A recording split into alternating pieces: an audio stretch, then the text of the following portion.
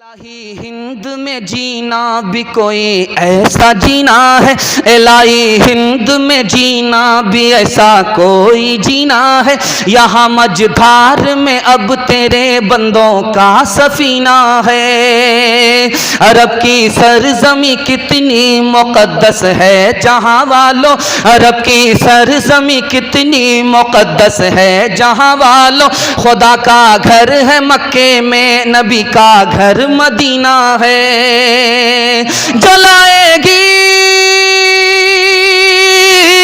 जलाएगी मुझे नारे जहन्नम किस तरह कासिर। मेरे दिल में नबी की पाक सुन्नत का खजीना है, मेरे दिल में नबी की पाक सुन्नत का खजीना है।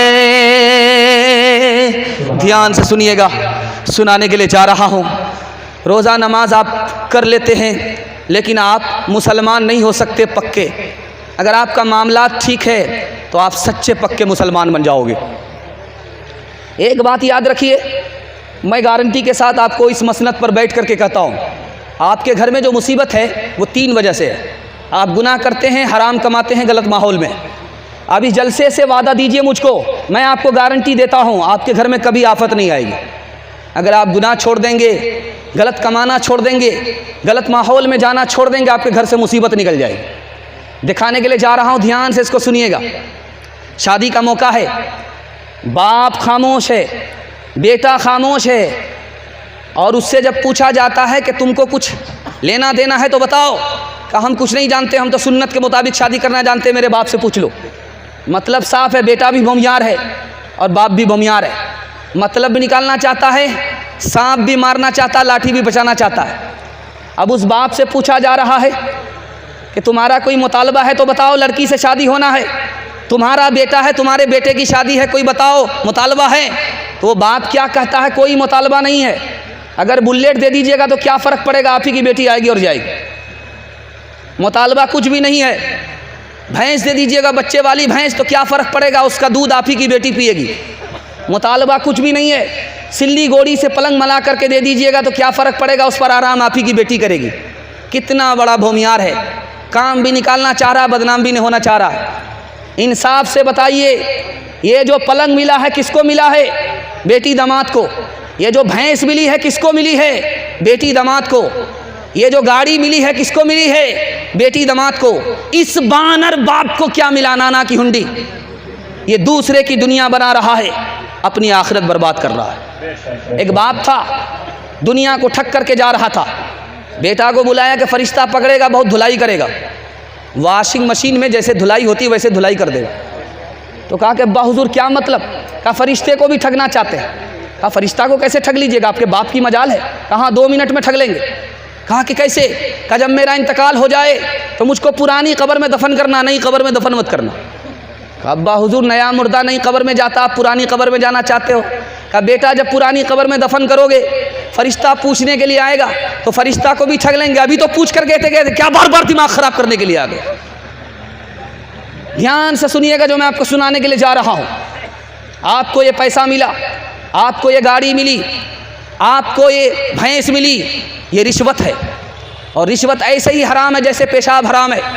रिश्वत ऐसे ही हराम है जैसे शराब हराम है। रिश्वत लेने वाला कुत्ता दोनों बराबर।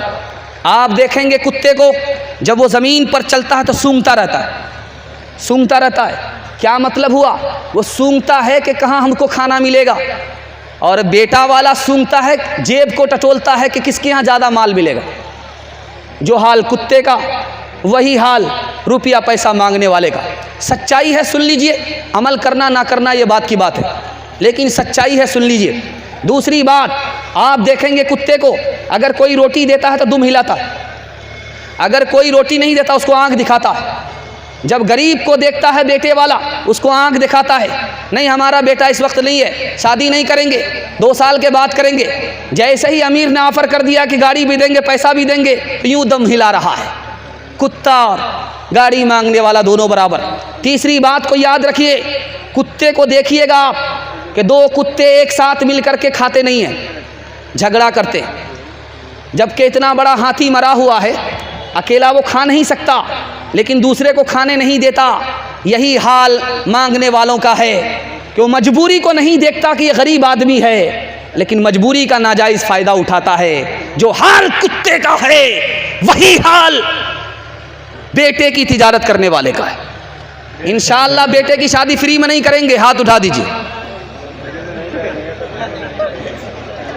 ज़रा ध्यान से सुनिएगा, 3 मिसाल पर पैगाम को ख़त्म कर रहा हूँ, ध्यान से सुनिएगा, ज़रा ध्यान से सुनिएगा। हाँ, ये कोई दिक्कत नहीं है, 7 खून माफ़ है।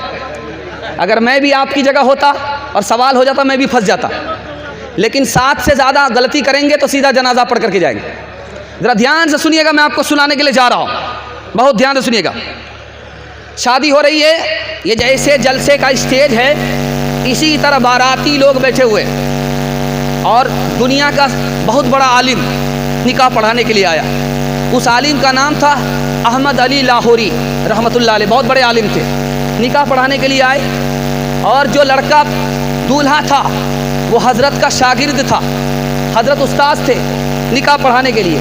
लड़की भी इधर ही बैठी हुई है, लड़का भी इधर बैठा हुआ है। अब निकाह होने वाला है, छुहारा तकसीम होने वाला है। अब देखिए क्या होता है।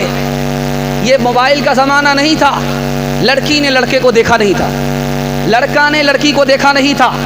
ये पहली बार स्टेज पर लड़का आया है, दाढ़ी वाला लड़का है, आलिम दीन है, बैठा हुआ है, लड़की उधर बैठी हुई है। अब काजी साहब ने कहा लड़की से कि तुम्हें लड़का कबूल है, तो लड़की खड़ी होकर के कहती है मुझको दाढ़ी वाला लड़का पसंद नहीं है। अब सारे लोगों का सर झुक गया, इतना बड़ा तमाशा कैसे हो गया। हजरत का भी सर झुक गया। लोगों ने सोचा कि मारे शर्म के झुका है, झुका नहीं था मारे शर्म के, बल्कि मुराकबे में चले गए थे ये वजह मालूम करने के लिए कि इतनी बड़ी रुसवाई कैसे कर दिया इस लड़की ने, इतने सारे लोगों को रुसवा कैसे कर दिया इस लड़की ने। तो हजरत ने सर उठा करके कहा कि लोगों, इस लड़की ने खड़ी होकर के भरे मजमे में कहा है कि मुझको दाढ़ी वाला लड़का पसंद नहीं है। जानते हो इसकी वजह क्या है? इसके बाप ने इसको हराम कमाया, इसके पेट में हराम है, उस हराम की वजह से इसको सब कुछ कबूल है, नबी की सुन्नत कबूल नहीं है। इंशाअल्लाह हराम नहीं कमाएंगे, वरना आपका बच्चा आपके हाथ से चला जाएगा। अगर आम बोएंगे तो आम काटने को मिलेगा, अगर बबूल बोए हैं तो आम काटना नसीब नहीं होगा। पहले कमाएंगे, बाद में हलाल हराम देखेंगे। हाथ उठाइए। हम आपके पीछे पकड़े हुए, आपका हम पीछा छोड़ने वाले नहीं। हम आपके दिमाग को टटोलते इसलिए हैं कि मेरे पैगाम की आप हिफाजत कर रहे हैं या मेरे पैगाम को आप बर्बाद कर रहे हैं। ध्यान से सुनिएगा, सुनाने के लिए जा रहा हूँ आखिरी मिसाल, ध्यान से सुनिएगा। अमीर अब्दुर्रहमान, यही अफ़गानिस्तान काबुल का बादशाह है, बेटे को भेजा है महाज पर। महाज से खबर मिलती है कि तुम्हारा बेटा भाग गया, मैदान हार गया। माँ ने कहा कि मेरा बेटा मैदान नहीं हार सकता, मेरा बेटा मैदान जीत करके आएगा या शहादत का रुतबा पा करके आएगा, गर्दन कटा करके आएगा।